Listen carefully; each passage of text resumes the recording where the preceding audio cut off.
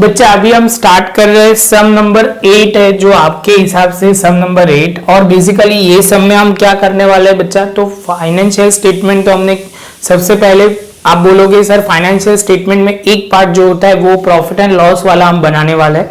Profit and loss वाले में simple आपको सारी इंफॉर्मेशन दी होगी, आपको उसमें वैल्यू पुट करना है। बच्चा एक पॉइंट और क्लियर करवा दूं, ये नोट जो है हमारे लेवल पे बेसिक ही सम है तो इसके अंदर ये नोट्स की जरूरत नहीं पड़ेगी।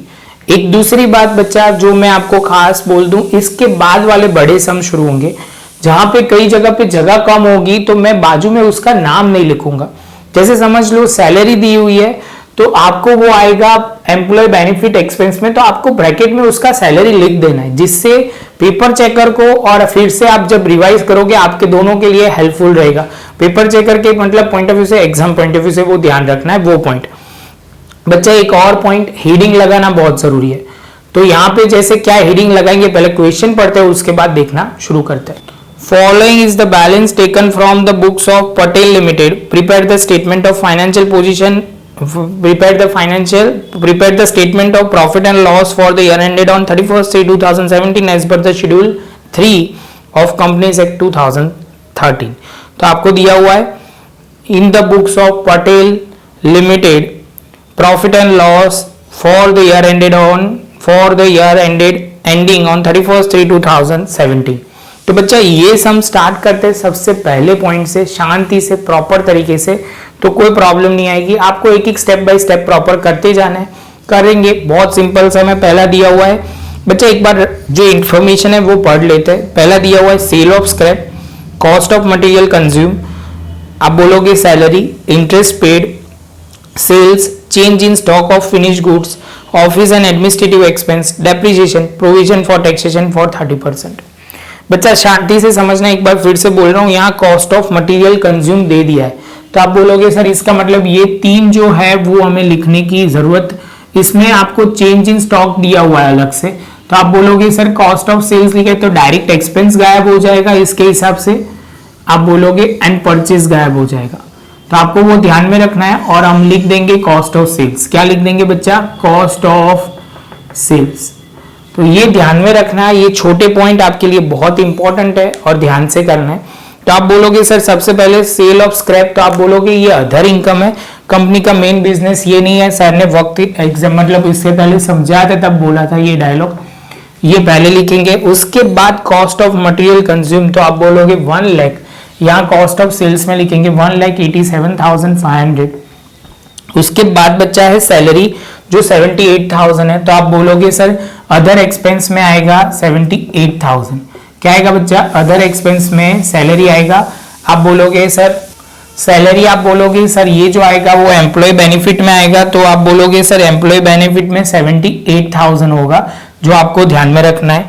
इंटरेस्ट पेड आप बोलोगे सर फिनेंशियल कॉस्ट में आएगा, तो फिनेंशियल कॉस्ट में आप बोलोगे इंटरेस्ट पेड। बच्चा यहाँ पे आपको लिखना पड़ेगा इंटरेस्ट पेड, सैलरी, ये ध्यान में रखना, ये मत लिखो, नहीं लिखोगे तो मार्क कट हो जाएंगे। उसके बाद सैलरी है और सेल्स दिया हुआ है बच्चा 3,81,000, बस वही है 3,81,000। आप बोलोगे रेवेन्यू फ्रॉम ऑपरेशन, ब्रैकेट में सेल्स लिखना है तो लिख सकते हो। आगे चलते हैं बच्चा। उसके बाद change in the stock of finish goods, तो आप बोलोगे सर जो चेंज इन स्टॉक दिया हुआ है सीधा आंसर 12,000, वो यहाँ हम लिख देंगे। उसके बाद बच्चा आप बोलोगे ऑफिस एंड एडमिनिस्ट्रेटिव एक्सपेंस जो दिए हुए हैं कितने बच्चा, तो आप बोलोगे सर वो दिए हुए हैं हमें 15,600, तो यहाँ पे लिखेंगे 15,600। उसके बाद बच्चा आप बोलोगे डेप्रिसिएशन, तो वो आप बोलोगे डेप्रिसिएशन सर होगा वो 84,000, इसमें लिख लेंगे। इसके साथ बच्चा हमारा ये खत्म हुआ। आप बोलोगे सर ये खत्म भी हो गया, और उसके बाद आप बोलोगे प्रोविजन फॉर टैक्सेशन सर बाकी है, प्रोविजन फॉर टैक्सेशन बाकी है बच्चा, तो अब वो हम लिख लेते हैं। प्रोविजन कब होगा? तो सबसे आखिर में होगा, तो आप बोलोगे सर उसका कैलकुलेशन करना शुरू कर। यहाँ पे बच्चा टोटल करके लिखेंगे 3,91,500, ये पहला टोटल होगा, वो हम प्रॉपर तरीके से लिखेंगे। ये इसके बाद वाले सम में मैं बोलू ना बोलू आपको वो ध्यान में रखना है। ये पहला टोटल यहाँ लिखा जाएगा टोटल इनकम का, और यहाँ पे आप बोलोगे सर यहाँ पे जो होगा ये टोटल पहले यहाँ कर लेते हैं, इसका यहाँ पे होगा 3,86,000 100।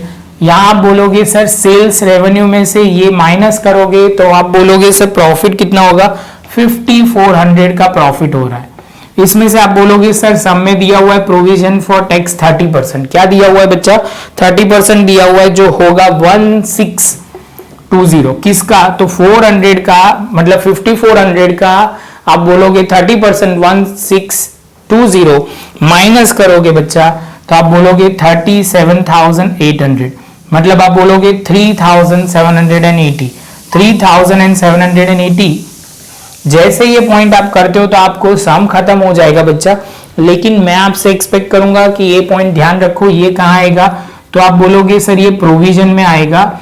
जो आपको ध्यान में रखना है शॉर्ट टर्म करंट प्रोविजन जो बोला जाएगा उसमें आएगा प्रोविजन फॉर टैक्सेशन, और ये जो होगा वो आप बोलोगे सर बैलेंस शीट के अंदर कहाँ पे आएगा, रिजर्व एंड सरप्लस में ऐड हो जाएगा 3780। इसके साथ बच्चा हमारा ये पॉइंट खत्म, लेकिन मैं प्रैक्टिस के लिए एज यूजुअल हर बार सम दूंगा, इसमें भी दूंगा, जिसमें आपको ध्यान में रखना है इलास्ट्रेशन नंबर 12 एंड 13 आपको करना है बच्चा, वो ध्यान में रखना, अच्छी तरह प्रॉपर करना। इसके बाद बच्चा हम सम स्टार्ट करेंगे कैलकुलेशन के साथ डिटेल में, तो वो आपको करते जाना है प्रॉपर तरीके से। मिलते हैं बच्चा नेक्स्ट लेक्चर में नए एक टॉपिक के साथ।